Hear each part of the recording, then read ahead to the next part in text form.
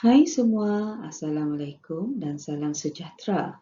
Kali ini bersama Cikgu Tina, kita akan sambung dua subtopik yang terakhir bagi unit 5 tumbuh-tumbuhan, iaitu satu pokok pelbagai cara pembiakan dan teknologi pembiakan tumbuh-tumbuhan. Okey, sebelum ini kita telah mempelajari cara pembiakan tumbuh-tumbuhan. Tahukah kamu terdapat pokok yang mempunyai pelbagai cara pembiakan seperti pokok kangkung, iaitu kaedah keratan batang dan biji benih. Kedua, pokok selasih boleh membiak melalui kaedah keratan batang dan biji benih. Dan contoh yang ketiga, pokok ubi keledek itu melalui kaedah keratan batang dan juga batang bawah tanah. Okey, ini adalah projek cara pembiakan kangkung. Murid-murid boleh rujuk buku teks muka surat 76. Okey, ini adalah tugasan projek yang boleh murid-murid buat sendiri di rumah. Okey. Boleh rujuk pada muka surat 76 dalam buku teks. Alat dan bahan yang diperlukan, pertama biji benih. Okey, biji benih kangkung. Boleh beli di kedai peladang ataupun di pasar tani. Kedua, murid perlukan keratan batang kangkung yang berakar. Okey, ini boleh cari di pasar lah. Nanti bila ibu beli kangkung, pastikan beli kangkung yang ada akar. Kemudian ibu masak sayur kangkung tu, kamu ambillah batang yang berakar tadi untuk projek kamu.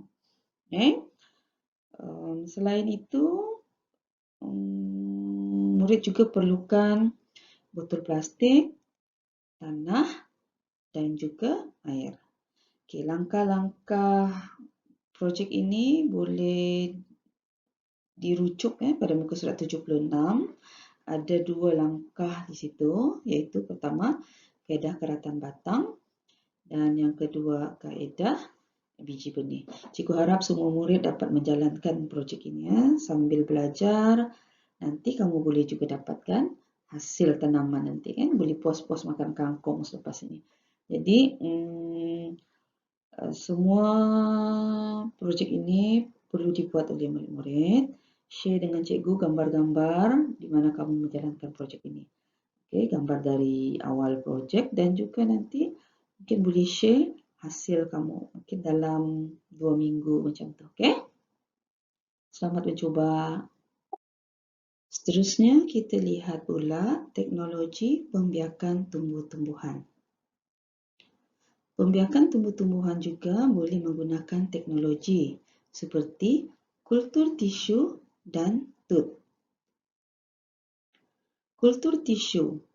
Kultur tisu boleh menghasilkan pokok baharu daripada tisu pokok yang diletakkan dalam nutrien.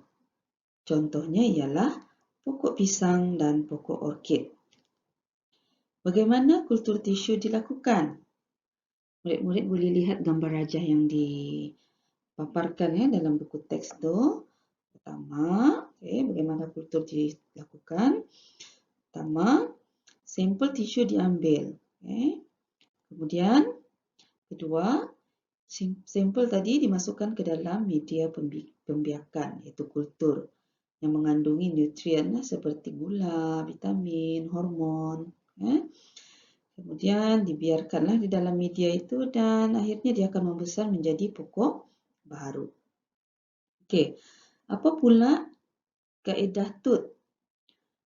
Tut dapat menambahkan bilangan pokok buah-buahan tanpa melalui proses menanam biji benih. Kita tak perlu tanam biji benih, sudah dapat pokok baharu. Okey, contohnya ialah pokok mangga dan limau kasturi. Okey, bagaimana tut dijalankan? Okey, lihat gambar rajah tu. Okey. Yang pertama, kelar dahan. Okey, kita pilihlah dahan yang baik, kemudian kupas kulit, kemudian kikis kambium dia sehinggalah ke bahagian kayu. Kemudian sapu dengan hormon. Selalunya hormon yang digunakan adalah hormon untuk menggalakkan pertumbuhan akar. Okey, tengok nombor 2. Lekatkan media atau tanah di bahagian yang dikikis. Kalau bukan tanah, selalunya media yang digunakan ialah macam sabut, habuk-habuk kayu. Okay. Ketiga, bungkus kepalan media atau tanah tani dengan plastik dan ikat. Okay. Keempat, selepas 3 minggu ataupun selepas tut itu mengeluarkan akar, kita boleh potong sudah bahagian bawah. Okay. Dan yang kelima tu akhirnya kita buang plastik pembungkus dan tanam di dalam tanah lah. Okay. Untuk dapatkan pokok baharu. Okay. Ini adalah teknologi pembiakan tumbuhan iaitu kultur tisu dan juga tut. Okay. Kultur tisu ini selalunya dilakukan di dalam makmal lah. Cikgu rasa itu saja untuk kali ini dan jangan lupa dengan projek cara pembiakan kangkung murid-murid. Okey, jumpa lagi. Bye-bye. Terima kasih.